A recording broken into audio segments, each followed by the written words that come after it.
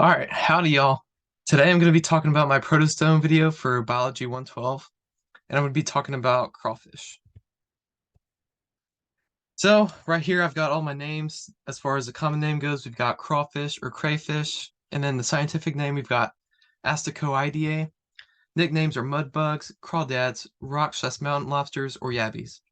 There are thought to be over 520 species of crawfish around the world, and sources say 330 species reside in North America alone. Oops. All right, so here we've got our phylogenetic tree going from all the way from Animalia to the crawfish, and we're going to be looking at eumatozoans, which is this first branch off kind of after the multicellular. This is going to be our tissues, where pretty much all animals after this are going to have presence of tissue.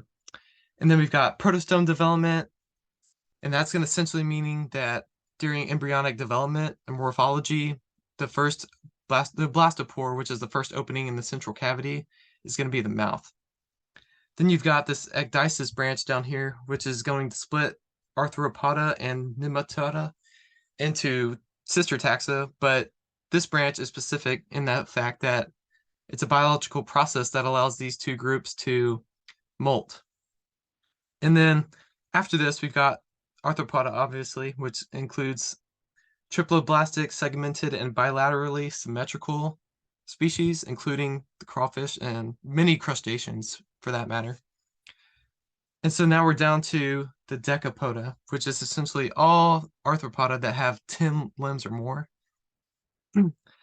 And so from here we've got the pleosymata, which is fertilization of eggs and lamellar gills. Lamellar gills are important in increasing gas exchange during respiration and are biologically significant for filter feeders, which is what most of these lobsters and crawfish are.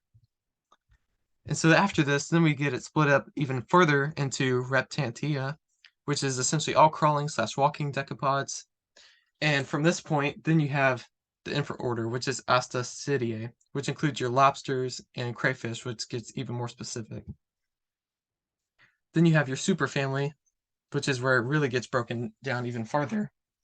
And because this is after crawfish, so it goes from crawfish to Ostracoideae, which is essentially the northern hemisphere crawfish. Any crawfish that reside or are found in the northern hemisphere, that's what this group is.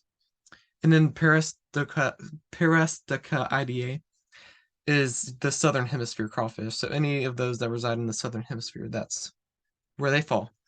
And then you got the genus Camboroideae, which is just the genus, and then you've got two families within the northern hemisphere, and they're split into sister taxa, as you can see.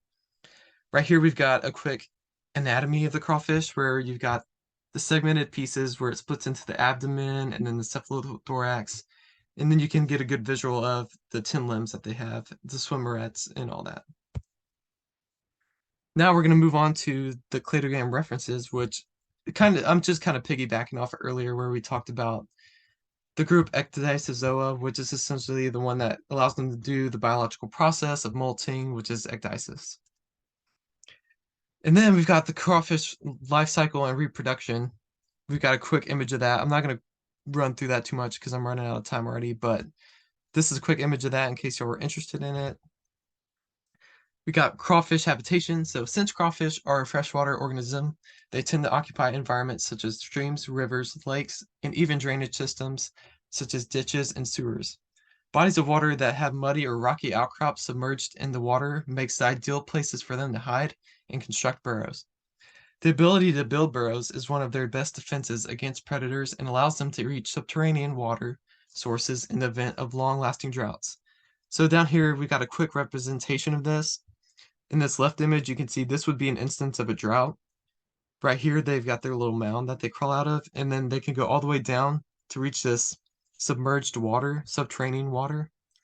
And then in this other image, this is an instance where, I mean, it's not super drought, but like there's a little bit, but they can still reach the water. And so they've got these tunnels when they dig their burrows that can go into the water or on land or whatever they want to do, however they want to escape the enemy, because there's enemies everywhere. They got to compete with birds, fish, frogs, and everything. So into the food sources, we've got crawfish are detritivores, if y'all didn't know that. And so detritus is pretty much dead or particulate material remaining from decaying organic matter. And so crawfish love this. They are the ones hounding, say, decaying fish, frogs, plant matter, whatever it is. And so then we've got, and this essentially means that they're omnivores. They'll eat meat, they'll eat plants, they'll eat anything you give them pretty much. And so now onto the importance of crawfish to the ecosystem and humankind. As previously mentioned, crawfish are unique to the ecosystem because of their specialized role as omnivores within the food pyramid. This allows them to maintain certain prey populations as well as sustain the carnivores within the same ecosystem. On top of this, their favorable food sources are dead and decaying organic materials, which is beneficial to the overall health of the ecosystem and its inhabitants. Humans are impacted economically by crawfish in many parts of the world where they are commonly farmed as a popular food source.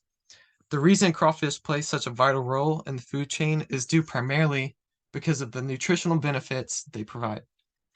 A popular source cited that crawfish, in addition to being high in omega-3 fatty acids, has the potential to help with joint health and overall health.